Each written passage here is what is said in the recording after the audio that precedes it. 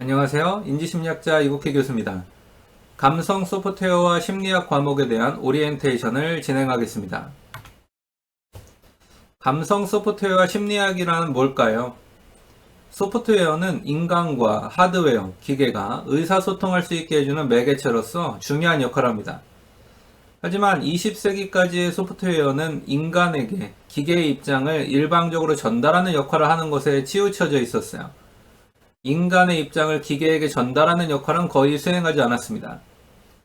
이러한 소프트웨어를 사용하여 기계와 소통하는 인간은 기계나 기술에게 맞추어 주어야만 했죠. 인간의 편의를 위해 만들어진 기계나 기술에게 인간이 오히려 맞춰 주어야 하는 역설적인 상황이 된 겁니다. 감성 소프트웨어는 이러한 역설적인 상황을 개선하려는 시도예요. 감성 소프트웨어는 인간이 기계나 기술에게 맞추어 주던 20세기식 인간 기술 상호작용에서 벗어나서 기술과 기계가 인간에게 맞추는 21세기식 인간 기술 상호작용을 만들어가자는 하나의 과학기술 철학입니다. 감성 소프트웨어가 되기 위해서는 다학제적인 노력과 연구가 필수적이에요. 인간의 감성에 대한 이해를 다루는 심리학이 요구되고, 이러한 심리학적 지식에 기초한 공학, 디자인이 다루어져야 되고요. 이러한 인간 중심 공학과 인간 중심 디자인을 적용한 경영, 제품 기획, 서비스 기획이 이루어져야 할 것입니다. 감성이란 인간이 외부 환경으로부터 1차적으로 정보를 수집하는 감각, 센세이션과 감각된 정보에 대한 해석과 이해를 의미하는 지각, 퍼셉션이 합쳐진 인지적인 상태를 의미하는데요. 즉 인간의 정보 처리 과정에 대한 압축적인 표현이 바로 감성이죠. 이렇게 봤을 때 감성 소프트웨어라는 것은 감성과 소프트웨어를 합친 이 감성 소프트웨어는 인간의 정보 처리 과정을 이해한 소프트웨어를 말합니다. 이런 측면에서 볼 때 감성 소프트웨어 심리학이라는 이 과목은 인간의 정보 처리 과정을 이해한 감성 소프트웨어를 탐구하기 위해서는 어떤 학문이 필요할까라는 질문의 기초에서 어떻게 보면 생성된 이런 과목이고요. 인간의 정보 처리 과정, 즉 감성적 인간을 다루는 심리학에 대한 이해가 필수적으로 요구된다는 점을 반영한 과목입니다. 그래서 감성 소프트웨어 심리학이라는 본 강좌의 명칭은 이런 맥락에서 만들어진 것이고요. 구체적으로 감성 소프트웨어를 위한 심리학, 인간의 심리적 특성을 이해한 감성 소프트웨어라는 의미를 담아서 감성 소프트웨어 심리학이라는 강좌가 만들어지게 되었습니다. 감성 소프트웨어 심리학을 수강하는 분들에게 아마 이런 효과가 나타날 거라고 기대할 수 있겠는데요. 본 강좌의 수강자는 인간의 심리 혹은 인지적 특성을 반영해서 소프트웨어를 개발한다는 것이 어떤 것인지를 이해하게 될 것으로 기대합니다. 또 본 강좌의 수강자는 현존하는 소프트웨어들이 가지고 있는 인간기술 상호작용의 문제를 발견하고 해결할 수 있을 것으로 기대해요. 또 본 강좌의 수강자는 인간의 감성을 반영한 미래형 소프트웨어를 개발하고 실생활에 적용할 수 있는 사람이 될 수 있을 것으로 기대합니다. 본 강좌의 수강자는 심리학, 디자인, 공학, 경영학 등의 다양한 분야를 아우르는 융합적 사고를 할 수 있게 될 것으로 기대하고요. 본 강좌의 수강자는 또 심리학, 디자인, 공학, 경영학 등의 다양한 분야의 사람들과 의사소통할 뿐 아니라 리더십을 발휘할 수 있을 것으로 기대합니다. 그럼 본격적인 강의를 시작해 보도록 할게요. 오늘 강의는 기계의 행동 방식과 인간의 행동 방식에 대한 강의입니다. 두 개의 독백은 대화가 아니다. 이 얘기부터 해볼 텐데요. 다음과 같은 일을 상상해 보죠. 나는 집과 태평양 연안 사이로 나 있는 구부러진 산길을 따라서 운전하고 있다. 높게 치솟은 삼나무와 한쪽에는 샌프란시스코만, 다른 한쪽에는 태평양에 보이는 전망 속으로 급경사의 커브길이 가파르게 이어져 있다. 멋진 드라이브 길이다. 차는 이처럼 도전적인 그 커브길을 힘들이지 않고 우아하게 오르고 있다. 적어도 내가 느끼기에는 그렇다. 하지만 그때 나는 아내가 긴장하고 있다는 것을 눈치챈다. 아내는 겁먹고 있다. 다리는 바닥에 버티고 어깨는 움츠리고 팔은 대시보드를 누르며 버티고 있다. 나는 왜 그래? 라고 묻고는 진정해 잘하고 있으니까 라고 말한다. 이제 다른 시나리오를 상상해보죠. 나는 마찬가지로 구부러진 산길을 운전하고 있다. 그런데 내 차가 긴장하고 있다는 것을 눈치챈다. 차가 겁먹었다. 좌석은 꼿꼿해져 있고 좌석 벨트는 팽팽하게 감겨져 있고 대시보드는 나에게 경보를 울리기 시작한다. 브레이크가 자동으로 작동되고 있음을 알아채자 나는 이런 속도를 늦추는 것이 좋겠어 라고 생각한다. 겁이 난 자동차라는 생각을 공상적이라고 여기시나요? 단연코 그렇지 않습니다. 이런 작동 방식은 일부 고급 자동차에 이미 존재하고 있고요. 그 이상의 것도 계획 중에 있어요. 어떤 자동차는 길 밖으로 벗어나 버리면 서버립니다. 그리고 경보를 울리고 아마도 바퀴나 좌석을 진동시키고 사이드미러 라이트를 깜빡이곤 할 거예요. 자동차 회사들은 부분적인 교정법에 대해서 실험하고 있는데 예를 들면 차가 원래기로 되돌아가도록 운전자가 조종하는 것을 도와주는 것입니다. 방향지시 등은 여러분이 방향을 바꾸거나 차로를 바꿀 것임을 다른 운전자들에게 알리기 위해서 설계됐으나 이제는 여러분이 정말로 회전하거나 길을 바꾸기를 원한다는 것을 여러분 차에게 알리는 방법이기도 해요. 이것들은 이봐 나를 막지마 나는 정말로 차선을 바꾸려는 거야 라고 당신 차에게 말합니다.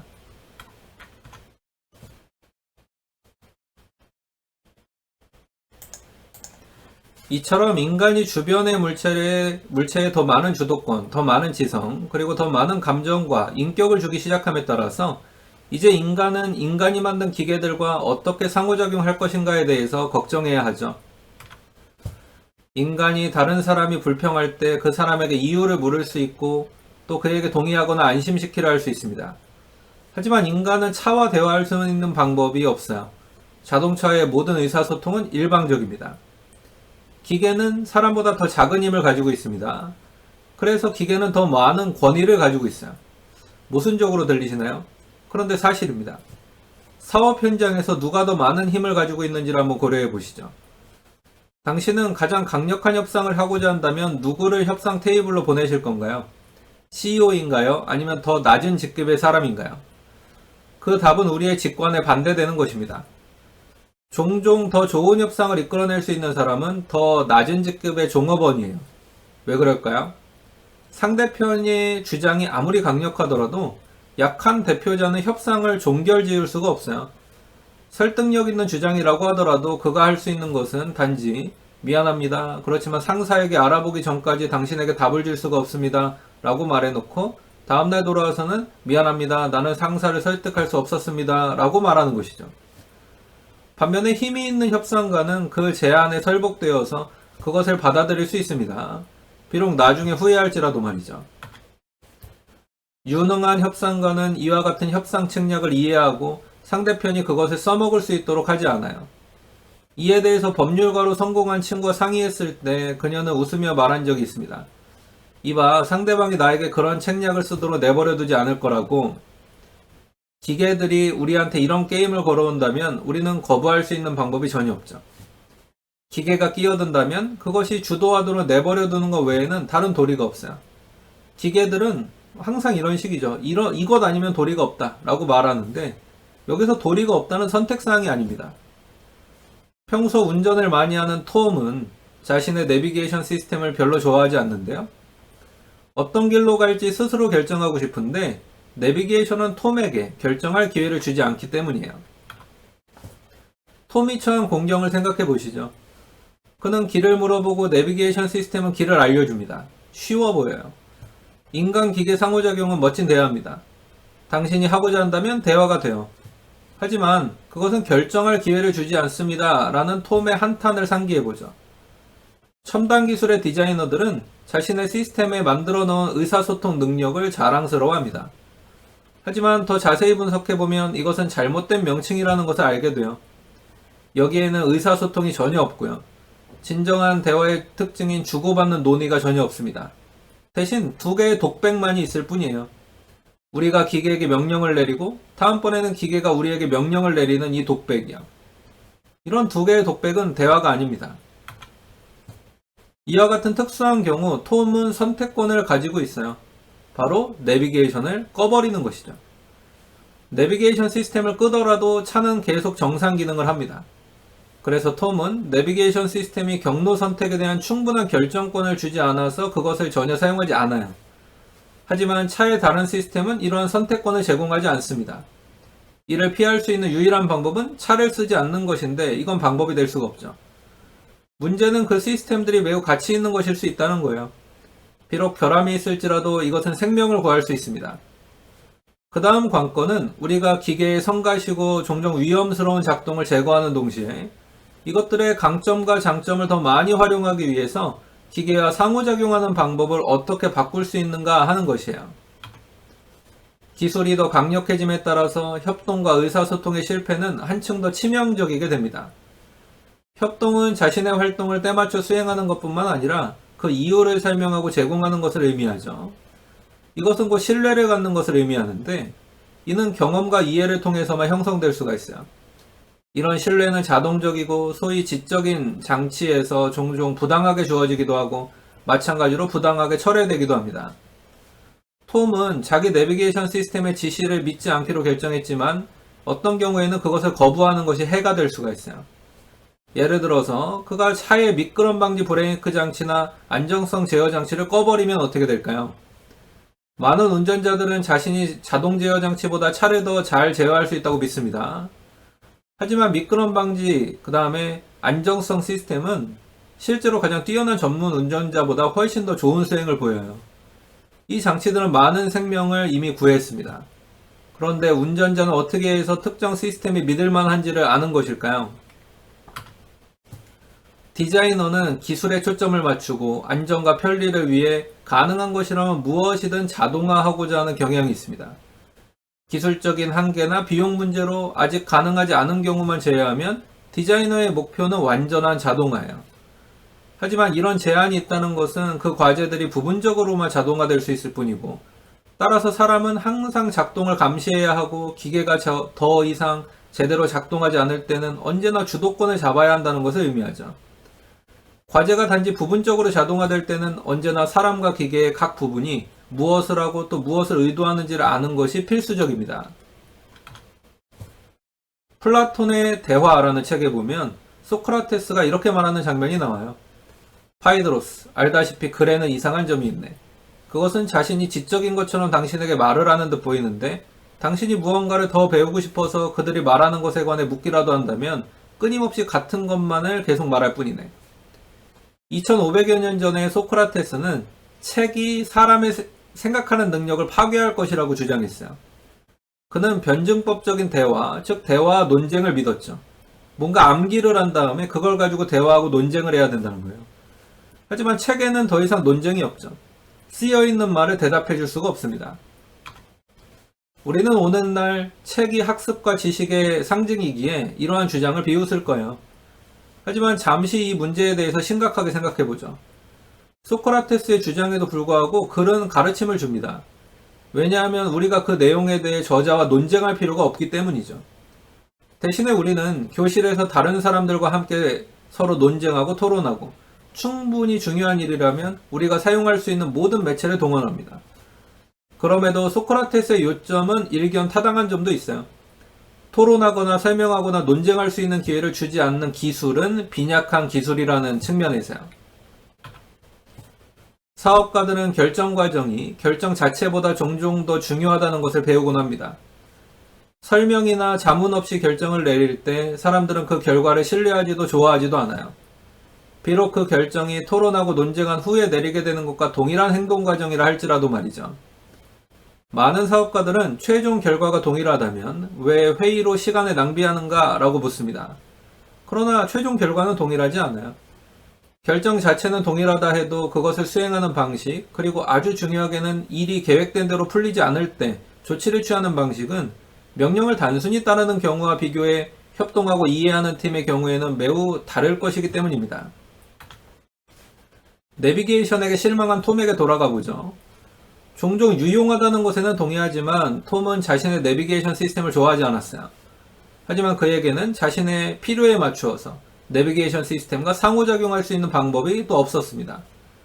비록 좀 더 높은 수준의 선택인 더 빠르게, 가장 짧은 길, 가장 경치가 좋은 길, 혹은 통행료 구간을 피해서와 같은 선택을 할 수는 있어도 톰은 왜 특정한 길이 그런 식으로 선택되었는지에 관해서는 시스템과 논의할 수가 없어요. 시스템이 왜 경로 A가 경로 B보다 더 좋다고 생각하는지를 알 수 없습니다. 시스템은 간격이 긴 교통신호 등과 수많은 정지신호들을 고려해서 판단할까요? 가령 1시간이 주행 중에 단 1분 정도로 두 개의 길이 아주 조금만 차이가 난다면 어떻게 될 것인가요? 톰은 시간이 약간 지체되더라도 그가 더 좋아할지 모르는 다른 대안을 제시받지 못해요. 시스템의 방식은 숨겨져 있어서 그가 믿고 싶어도 그것은 침묵과 비밀스러움을 가집니다. 그리고 이런 침묵과 비밀스러움은 불신을 주장하죠. 마치 협의 없이 상부에서 내려온 일방적인 사업 결정 통보를 받았을 때 신뢰를 받을 수 없는 것과 같아요.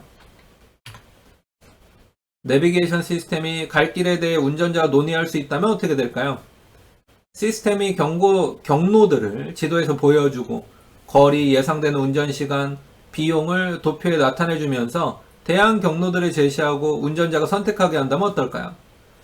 실제로 어떤 내비게이션 시스템은 벌써 이렇게 작동합니다. 그 시스템에서 캘리포니아 나파 계곡의 한 도시에서 펠로 엘토로 운전하는 것은 다음과 같이 표시될 수 있죠. 캘리포니아 세인트 헬레나에서 캘리포니아 펠로 엘토로 경로를 설정하고 1, 2, 3번 경로가 제시가 됩니다. 1번은 94.5마일 1시간 46분 덤바텀 경유에서 통행료 $4. 2번은 98.3마일 1시간 55분 샌프란시스코만 다리를 경유해서 통행료는 없어요. 3번은 103.6마일이고 1시간 40분이 걸리고 고속화도로를 경유하고 통행료는 $6입니다. 즉 어떤 도로는 길이는 제일 짧은데 시간은 중간 정도죠. 통행료가 조금 중간 정도로 나와요. 근데 어떤 길은 길이는 가장 긴데 시간은 더 짧고 통행료는 더 비쌉니다.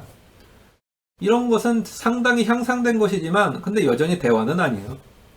그 시스템은 여기 세 가지 선택사항이 있다. 한 가지를 선택하라 라고 말할 뿐이죠.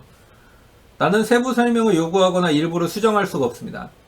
나는 모든 세 경로에 대해서 익숙해서 비교적 시간도 빠르고 거리도 짧고 돈도 적게 드는 경로는 경치가 가장 안 좋은 길이고 경치가 가장 좋은 길은 제시되지 않았다는 것도 알고 있어요. 그렇다면 그렇게 잘 알지 못하는 운전자의 경우는 어떨까요?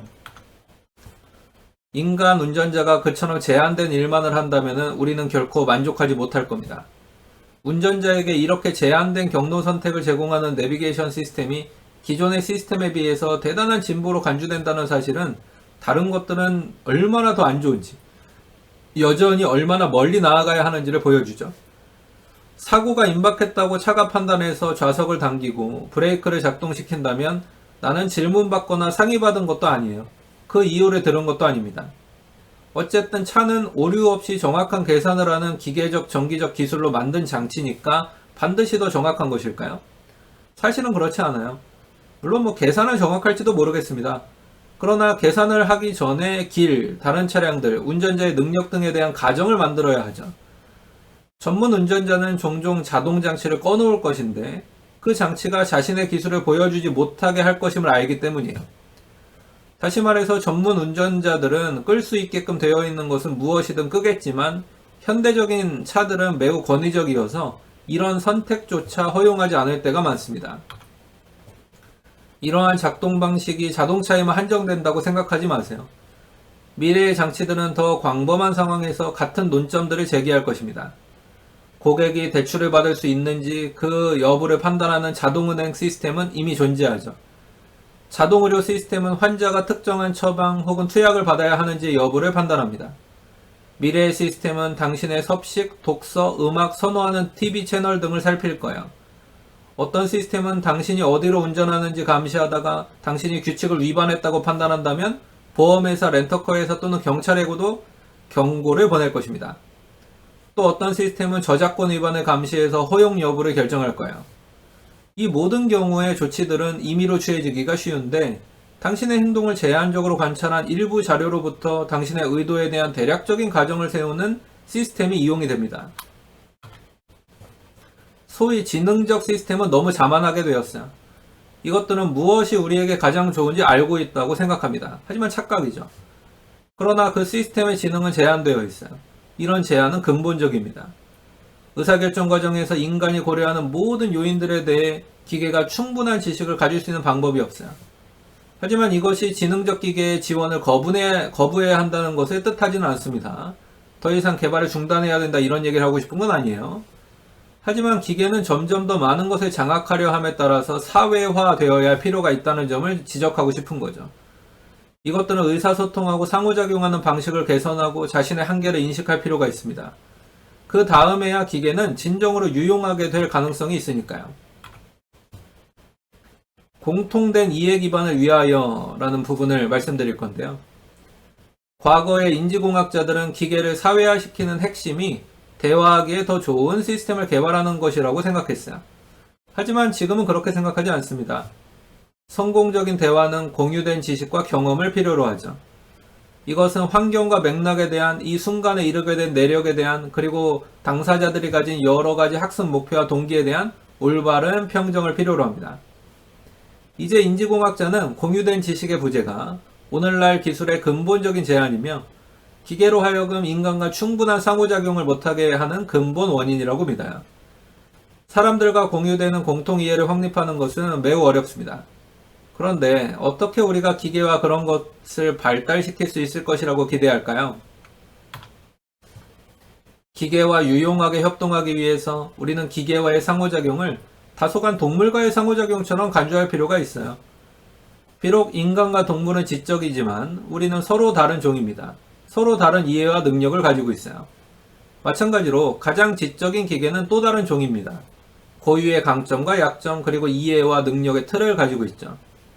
가끔 우리는 동물 혹은 기계를 따를 필요가 있고요. 가끔은 그들이 우리를 따를 필요가 있습니다. 기계의 방식과 인간의 방식에 대해 얘기해 보도록 하겠습니다. 최근 자동차 때문에 큰일을 당할 뻔한 짐의 말을 들어보도록 하죠. 적응형 순항속도 장치, 크루즈 컨트롤을 써서 고속도로를 운전하고 있었어요.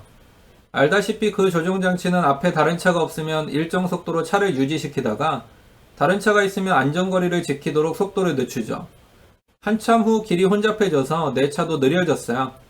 마침내 고속도로 진출로에 도착했을 때 나는 오른쪽 차선으로 움직여 고속도로를 벗어났어요. 그때 나는 순항속도 조종장치를 오랫동안 사용한 데다 차가 아주 천천히 가고 있어서 그 장치에 대해 잊고 있었어요. 그러나 내 차는 아니었죠. 내 추측의 차는 자신에게 말했을 거예요. 만세! 드디어 앞에 아무도 없네. 그리고 차는 고속도로의 최고 속도로 가속하기 시작했어요. 차가 진출로 밖에 있어서 느린 속도로 가야 했는데도 말이죠. 내가 정신 차리고 때 맞춰 브레이크를 밟았기에 망정이지 아니면 무슨 일이 벌어졌을지 누가 알겠어요.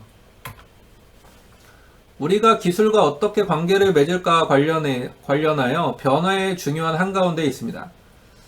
최근까지는 인간이 통제권을 가지고 있었습니다. 우리가 기술을 켜고 껐어요. 어떤 조작을 해야 할지를 말했습니다. 조작 과정을 통해 그걸 감독했어요.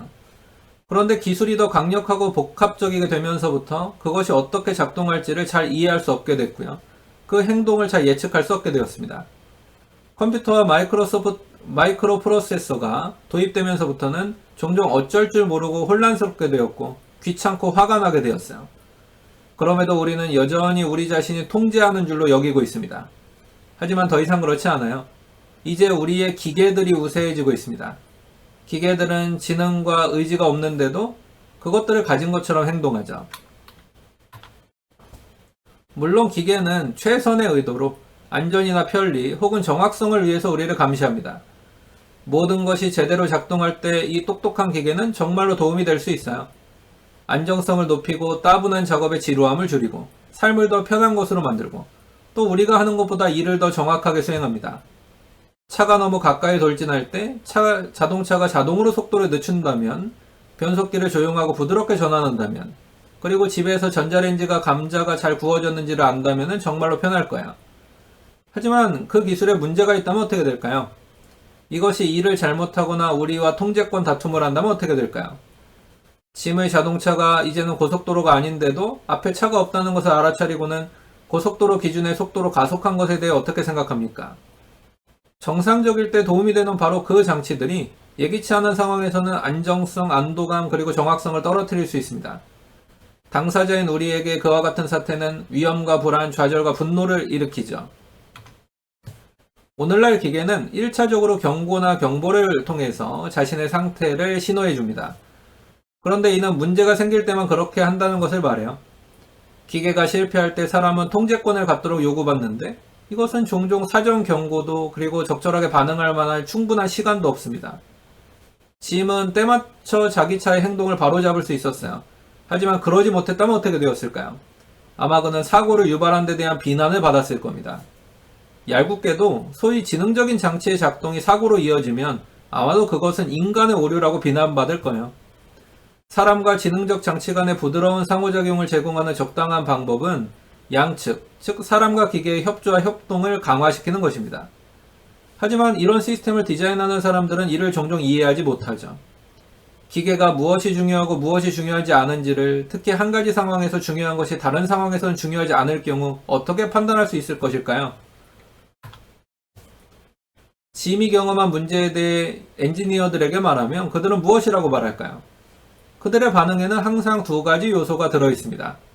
우선 그들은 운전자를 비난해요. 왜 진출로로 나오기 전에 순항속도 조정장치를 끄지 않았어? 라고 말하죠. 짐은 이 질문에 잊었다 라고 답할 수 있습니다. 그러면 또 엔지니어들은 이렇게 지적하겠죠. 당신은 서투른 운전자다 라는 것이 엔지니어들의 반응입니다. 이런 종류의 비난하고 훈련시키기 철학은 항상 비난자, 즉 보험회사나 입법부 또는 사회를 기분 좋게 만들죠. 사람이 실수를 저지르면 그들을 처벌하라는 식입니다. 그러나 이것은 내재된 문제를 해결하지 못해요. 나쁜 디자인, 종종 어설픈 절차, 조악한 하부부 구조, 그리고 서투른 운영 관행들이 진정한 범인입니다. 사람은 단지 복합적 과정의 마지막 단계일 뿐이었어요. 비록 운전자가 차의 자동화 모드를 기억해야 한다는 자동차 회사의 주장이 기술적으로는 정당할지라도 이것은 나쁜 디자인에 대한 변명이 되지 못합니다. 우리는 사람들이 행동하기를 바라는 방식이 아니라 실제로 그들이 행동하는 방식을 고려해서 우리의 기술을 디자인해야 돼요. 게다가 자동차는 운전자가 기억하도록 돕지도 않습니다. 사실 그것은 운전자가 있는 것을 오히려 도와주는 쪽으로 디자인된 것처럼 보여요. 차에는 순항속도 조정 시스템의 상태에 대한 어떤 단서도 없습니다. 차는 자신이 취한 제어가 무엇인지를 운전자에게 상기시키는 것과 같은 훨씬 더 좋은 일을 할 수가 있었을 거예요. 제가 이러한 사항을 엔지니어들에게 말할 때 그들은 재빨리 자신들의 반응의 두 번째 요소를 드러냅니다. 그렇죠. 이것이 문제입니다. 그러나 걱정하지 마세요. 우리가 그 문제를 고칠 테니까요. 당연히 내비게이션 시스템은 차가 진출로에 있다는 것을 알아차려야 했고 자동적으로 순항속도 조정장치를 차단하거나 적어도 안전한 속도로 설정을 바꾸어야만 했습니다. 이것이 근본적인 문제를 보여주는 거죠. 기계는 이처럼 지능적이지 않아요. 지능은 디자이너, 개발자의 마음 안에, 엔지니어의 마음 안에 있습니다. 디자이너나 엔지니어는 사무실에 앉아서 차와 운전자에게 일어날지 모르는 것들을 상상하려고 하고 그런 다음 해결책을 고안하죠. 소일콘을 외양간을 고치는 거예요. 그러나 디자이너, 개발자가 예기치 못한 일에 대한 적절한 반응은 어떻게 판단될 수 있을까요? 이런 일이 사람에게 일어날 때 우리는 창의적이고 상상력이 풍부한 문제 해결을 기대할 수 있습니다. 그러나 우리 기계 안의 지능은 장치 아닌 디자이너의 머릿속에 있어요. 그래서 예기치 못한 일이 발생할 때 디자이너는 거들어주기 위해 거기에 있지 않습니다. 그렇기에 기계는 보통 실패하는 거예요. 예기치 못한 사건들에 대해 알고 있는 두 가지가 있습니다.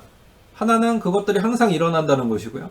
다른 하나는 그런 일들이 일어날 때 그것들은 항상 예기치 못한 것이라는 거죠. 언젠가 짐의 경험과 관련하여 자동차 회사 엔지니어로부터 세 번째 반응을 받은 적도 있어요. 그는 진출로 문제가 짐에게 일어났다는 것을 순순히 인정했습니다.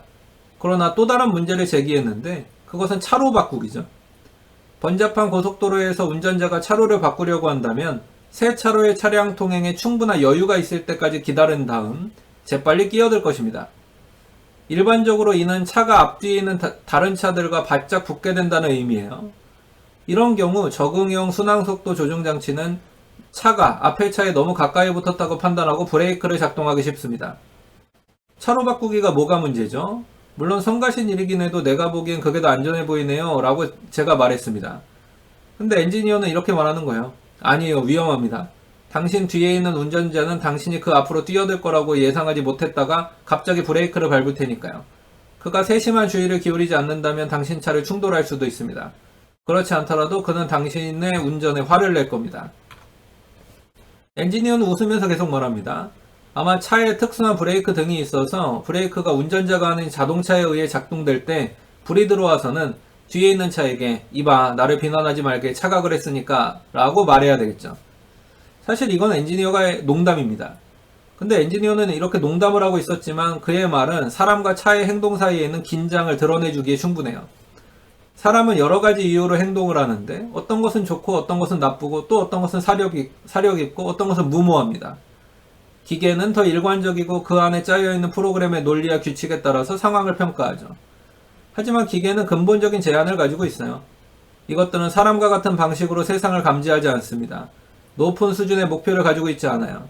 자신들과 상호작용해야만 하는 사람이 가진 목표와 동기를 이해할 수 있는 방법을 가지고 있지 않습니다.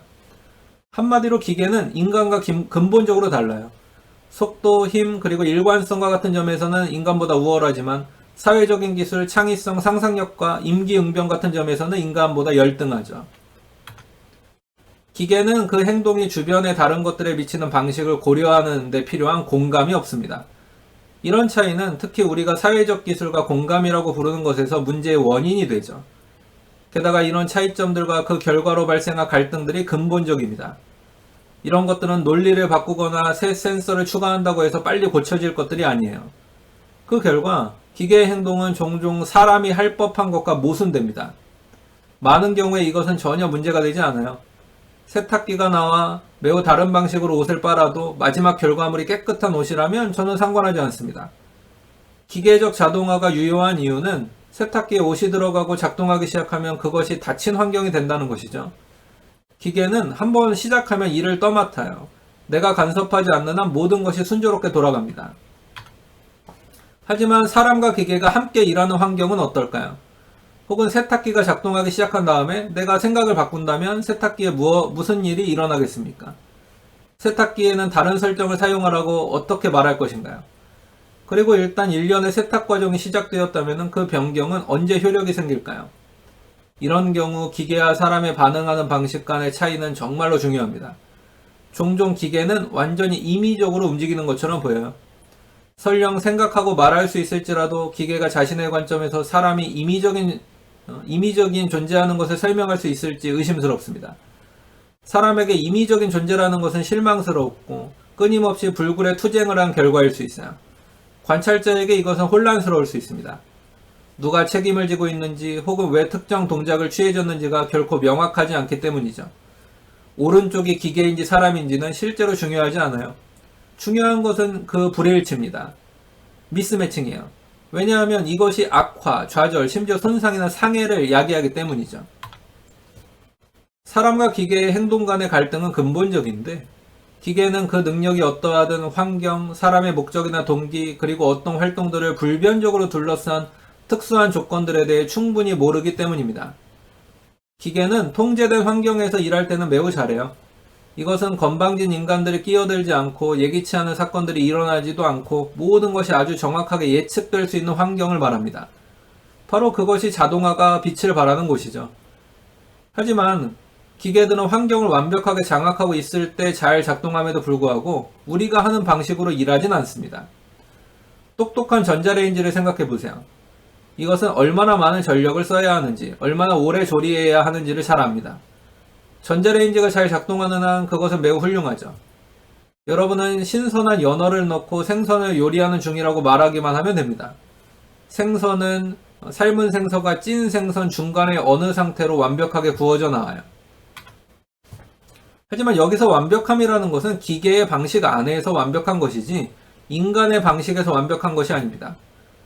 전자레인지 사용 설명서에 보면 센서 장치들은 조리하는 동안 방출되는 습도의 증가를 탐지한다. 전자레인지는 조리 시간을 음식물의 여러 유형과 양에 맞추어 자동적으로 조정한다 라고 적혀 있어요. 그러나 그 전자레인지는 사람이 하는 것과 같은 방식으로 음식을 만드는지에 대해서는 판정해주지 않습니다. 사람은 음식물의 단단함을 살펴보고 색깔을 보고 아마 내부 온도를 재어볼 것이에요. 전자레인지는 이 중 어느 것도 할 수 없습니다. 그래서 할 수 있는 것을 재요. 그것이 바로 습도입니다. 습도를 재서 조리 수준을 추측하는 것이죠. 생선과 채소의 경우에 이 방식은 잘 작동하는 것처럼 보여요. 하지만 모든 것에 그렇지는 않습니다. 게다가 센서는 완벽하지 않아요. 음식이 덜 조리되어 나올 경우 사용 설명서는 그것을 2번 조리하지 않도록 경고합니다. 센서 장치를 같은 음식물에 대해 연속으로 2번 쓰지 마십시오. 음식물이 과다 조리되거나 탈 수 있습니다. 지능적인 전자레인지가 이 정도예요. 이런 기계들이 집에 있는 사람에게 도움이 될까요? 그렇기도 하고 아니기도 한 거죠. 만일 기계가 목소리를 가지게 된다면 확실히 공손한 목소리일 겁니다.